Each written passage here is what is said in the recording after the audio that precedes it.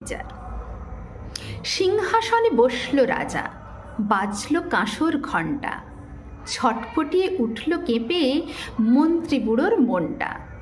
বললে রাজা, মন্ত্রী তোমার জামাই কেন গন্ধ?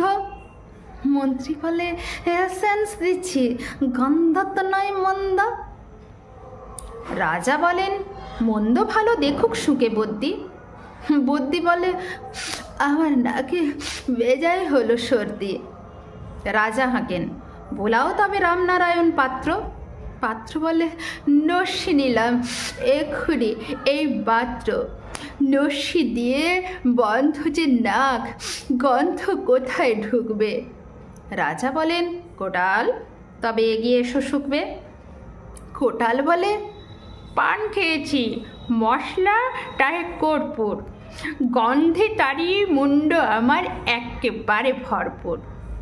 রাজা বলেন, আসুক তবে শের পালোয়ান ভীম সিং। ভীম বলে, আজ করছে আমার সমস্ত গা ঝিমঝিম, রাত্রে আমার বোখার হলো, বলছি হুজুর ঠিক বাত।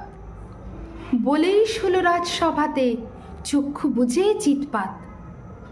রাজার শালা চন্দ্রকেতু, তারই ধরে শেষটা।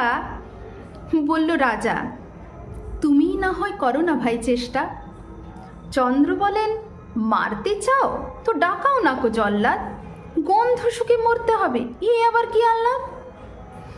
ছিল হাজির বৃদ্ধ নাজির, বয়সটি তার 90। ভাবল মনে, ভয় কেন আর, একদিন তো মরবই। সাহস করে বললে বুড়ো, মিথ্যে সবাই বকছিস, শুকতে পারি হুকুম পেলে এবং পেলে বকশিস। রাজা বলে, 1000 টাকা ইনাম পাবে সত্য। তাই না শুনে উৎসাহতে উঠল বুড়ো মদ্য। জামার পরে নাক ঠেকিয়ে শুকলো কত গন্ধ, রইল অটল, দেখল লোকে বিস্ময়ে বাক বন্ধ। রাজ্য হলো জয় জয়কার, বাঁচল কাঁসর ঢক্কা। বাপরে কি তেজ বুড়োর হাড়ে, পায় না সে যে অক্কা।